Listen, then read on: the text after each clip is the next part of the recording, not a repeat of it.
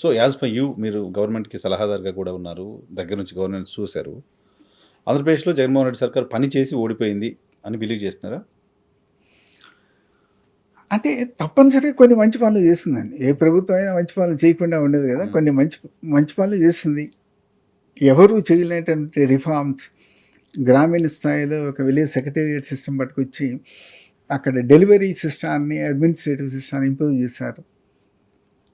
Education reforms అందరూ కోరుకున్నట్లే పాజిటివ్‌గా చేశారు.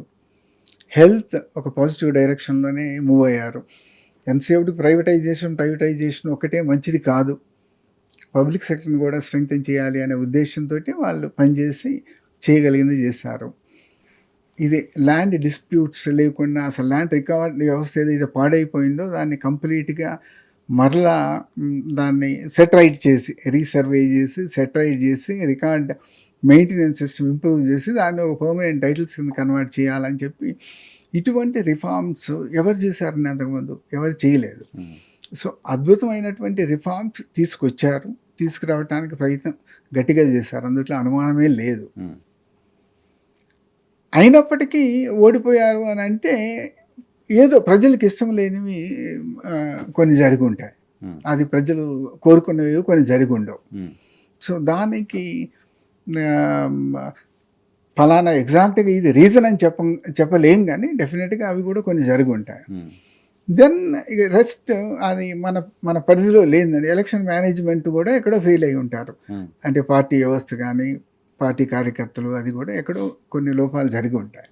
సో ఇవన్నీ మల్టిపుల్ ఫ్యాక్టర్స్ తప్పితే కేవలము 4 మంచి పనులు చేసినందువలన గెలుస్తామా అనేది చెప్పలేమండి. ఇందాక నేను అన్నట్లు డెవలప్మెంట్ చేయలేదు, అంతా ఆయన వెల్ఫేరే చేశాడు కాబట్టి పోయాడంటే డెవలప్మెంట్ చేసిన అప్పుడు కూడా ఓడిపోయినటువంటి ఇన్స్టెన్సెస్ నేను చెప్పాను. సో జగన్మోహన్ రెడ్డి డెవలప్మెంట్ చేయలేదు అనే దాంతో మీరు ఏకీభవిస్తారా?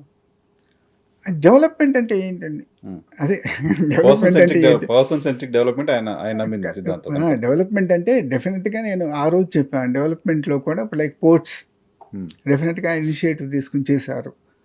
సో చక్కగా స్కూల్ బిల్డింగ్లు కట్టించడం డెవలప్మెంట్ కాదా? హాస్పిటల్ కట్టించడం డెవలప్మెంట్ కాదా?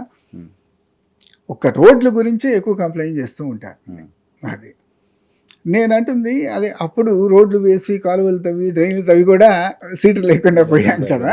సో అది జరిగినప్పుడు ఇంకొక కారణం చెప్తారు, ఇది జరిగినప్పుడు ఆ కారణం డెవలప్మెంట్ అని చూపెడతారు.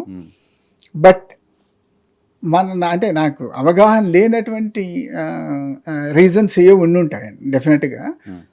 దెన్ కొన్ని మనం ఇంప్లిమెంట్ చేసినటువంటి స్కీమ్స్లో లోపాలు కూడా వాళ్ళు ఇబ్బంది పెట్టి ఉండొచ్చు. So multiple factors.